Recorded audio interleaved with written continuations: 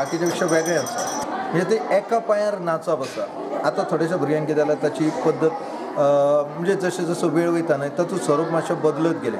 पण खरें म्हणजे एकाच पांयार ते देवीक पंचारत घेवन आनी त्याच बरोबर तितक्याच नेटाचेर जी घाट आसा ती वाजोवप आनी जी समय आसा ती पांचूय वाटी पेटासर तांचें नाचप. सपोज पालावली भितर जाल्यार मागीर ते वाजप बंद करता. हाच्या खातीर एक वेगवेगळी गाणी आसा. मुळगांवच्या ह्या गोंधळ उत्सवाक बारीक वड्यांच्या प्रसादाक म्हणून लोक येतात.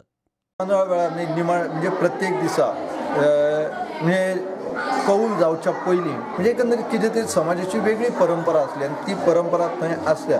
पण पिठी दिवप जी आमची कुर्टाची पिठी आसा ती दिवप आनी त्याच्या बरोबर शीत आनी ताच्या बरोबर बारीक वडे करता ते वडे सगळ्यांक दितात.